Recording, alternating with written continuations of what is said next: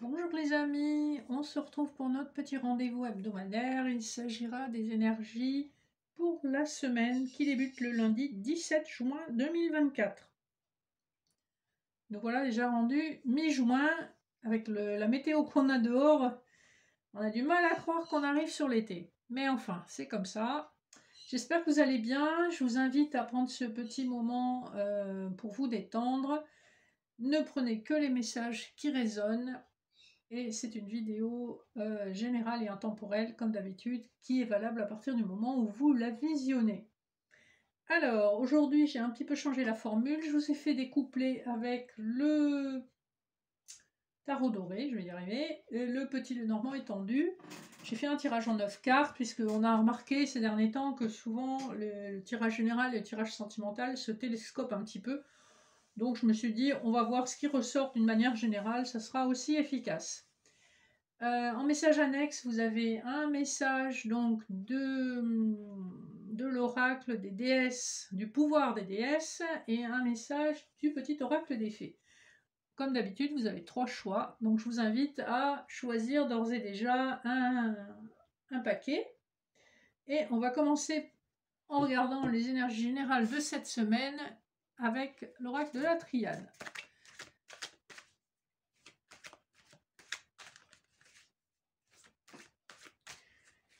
J'ai vu une plaisanterie, c'était ce matin ou hier sur Facebook, et je dis ouais, c'est tout à fait ça. J'aime bien au mois de juin manger une raclette au coin du feu. C'est un peu ça malheureusement. Il fait humide, il fait pas super froid, mais c'est désagréable. On peut rien entreprendre dans le jardin. C'est vraiment très dommage.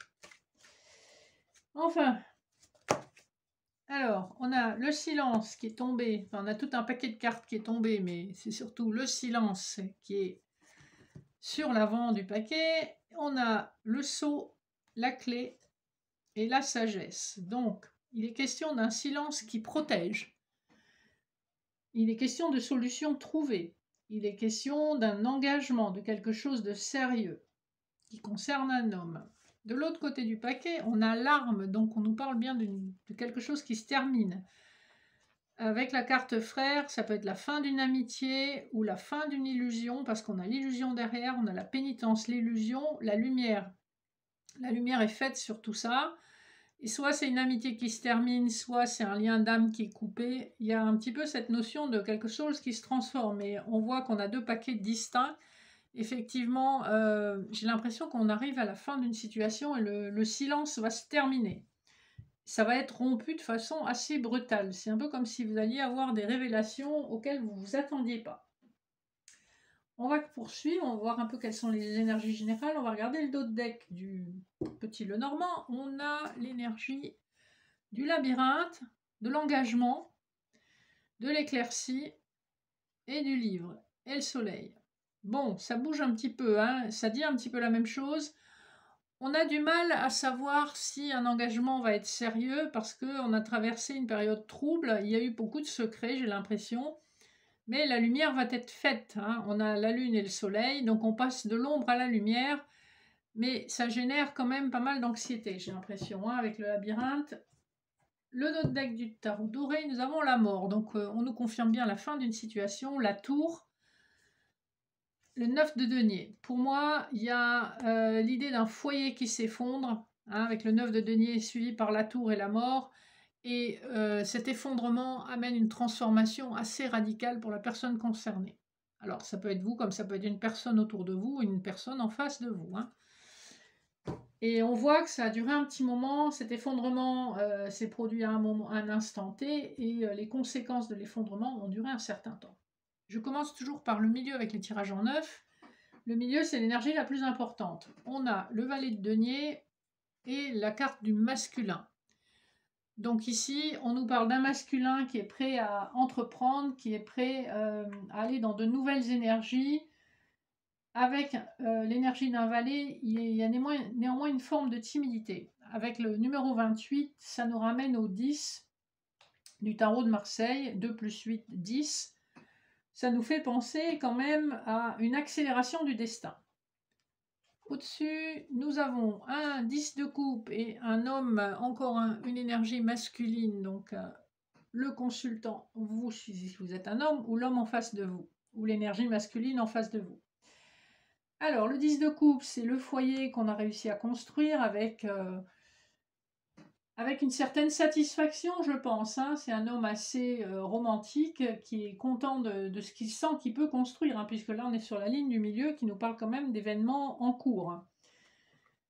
En bas, nous avons la lune. C'est rigolo parce qu'on avait la lune tout à l'heure et l'enfant.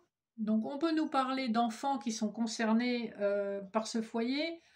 On peut aussi nous parler d'un nouveau départ, hein, avec une certaine forme d'innocence. La lune nous parle du foyer, nous parle aussi d'énergie cachée.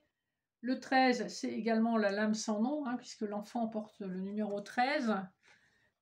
Donc c'est la mort, hein, c'est ce qu'on avait en dos de deck tout à l'heure. Donc c'est intéressant de voir que cette énergie revient. Il y a quelque chose qui change, en tout cas, il y a des transformations qui s'opèrent. À gauche, nous avons le 3 de denier et la tour. Donc on a été, en tout cas par le passé, pas mal occupé par son travail. Ça a apporté beaucoup de satisfaction, mais quand même un certain repli sur soi.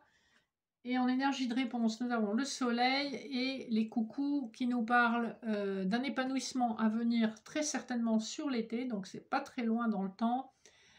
Et avec la carte des coucous qui est le temps, et bien 37 ça nous fait 3 plus 7, ça nous fait 10, ça nous fait à nouveau l'énergie de la roue de fortune, la roue qui tourne, le destin qui a rendez-vous avec cet épanouissement, le destin qui a rendez-vous avec vous pour que les choses s'améliorent. Et on voit que ça fait un moment que vous attendez cette amélioration. Et donc, on vous confirme qu'elle arrive. Alors, en haut, nous avons le valet de coupe et les chouettes. Donc, c'est l'énergie d'une proposition sentimentale qui est faite plutôt en soirée ou la nuit avec les chouettes. Et là, on ne parle pas d'une proposition sentimentale légère, puisque les chouettes, c'est quand même des animaux sérieux, dotés de sagesse, dotés de clairvoyance, etc. Donc ici, on parle plutôt de projets sérieux. En bas, nous avons le 4 d'épée et les dés. Donc la nécessité pour vous ou la personne en face de vous, voire les deux, de vous reposer avec le 4 d'épée après des chocs émotionnels assez forts. Et les dés nous parlent d'un soutien que vous recevez de l'univers. En haut à droite, nous avons le chevalier de coupe avec le puits. Ici arrive à vous assez rapidement puisqu'on est dans l'énergie de l'été et avec un chevalier de coupe qui est quand même... on sent que le cheval va passer au galop, pardon, j'ai contracté les deux mots. Et donc il y a une forme d'accélération. On passe d'une énergie de valet à une énergie de chevalier, donc on est beaucoup plus sûr, on est plus affirmé, on sait ce qu'on veut. Et avec le puits, on est allé puiser au plus profond de soi pour définir ce qu'on voulait vraiment, parce qu'on veut exaucer, on veut voir un vœu s'exaucer. C'est un vœu qu'on a depuis longtemps. Donc c'est plutôt de bon augure et il y a des choses qui vont être mises en lumière. Et enfin, le dernier couplet nous parle du 7 d'épée et du jardin. Alors, on nous parle ici effectivement d'un moment de vie où vous vous êtes senti trompé, trahi, pas calculé, ghosté, je dirais, avec le jardin et le 7 d'épée. On vous a plus calculé. Il est possible que vous rendiez la monnaie de sa pièce à une personne. Voyez comment ça résonne en vous. En tout cas, ce qu'on voit sur ce tirage, c'est que vous avez besoin de repos après une période difficile où vous avez été mis dans l'échec. On vous a trahi, on vous a menti, on vous a ghosté, on ne vous a pas calculé. Néanmoins, il y a de très bonnes nouvelles sur le plan sentimental, puisqu'il y a une offre sentimentale qui arrive, un aveu de sentiment avec le chevalier de coupe, une proposition concrète qui aura mis un certain temps à arriver, mais sur l'été, on voit que vous allez vraiment pouvoir profiter de ce nouveau lien ou d'un renouveau dans un lien. J'ai pas une personne du passé là, puisque dans le petit Lenormand, on peut identifier une personne du passé. Ça ne veut pas dire que c'est forcément une nouvelle personne, mais ça peut être l'un ou l'autre, hein, donc restez ouverts. Mais pour moi, voilà, vous allez probablement tourner le dos à une personne qui vous a fait du mal, qui vous a ghosté. Voilà, voyez comment ça résonne en vous. N'hésitez pas à me faire part de vos commentaires. Et on va passer au message annexe. Donc en message 1, nous avons la communion, donc communion d'esprit, communion de corps, donc c'est plutôt de bon augure. 23, ça nous fait 2 plus 3, 5, ça nous fait le pape. Donc le pape, comme la justice, officialise les unions. Ici, on est avec la déesse Ishtar, donc on est vraiment dans une très belle union. Les fées vous disent, il est urgent pour toi de croire à nouveau en la magie et de t'y reconnecter. Quitte la grisaille du mental et ressens la beauté du mystérieux. Donc on vous invite à vous laisser émerveiller par la magie de la vie, par la magie des choses, par la magie de l'imprévu. Et par la magie de l'amour. En 2, nous avons la compassion. Kuan Yin. Donc ici, on vous demande de vous reconnecter à votre capacité de compassion, d'empathie, de compréhension de l'autre. La fée de la Lorelai vous dit « Je te conseille de te méfier du chant des sirènes. Garde la tête froide et ne fonce pas tête baissée sans avoir mûrement réfléchi. » Donc je pense qu'on a plusieurs cas de figure. On a effectivement des personnes qui ont été flouées, trompées. Et on vous dit, tirez les leçons de ce qui vous est arrivé, ne reproduisez pas les mêmes schémas.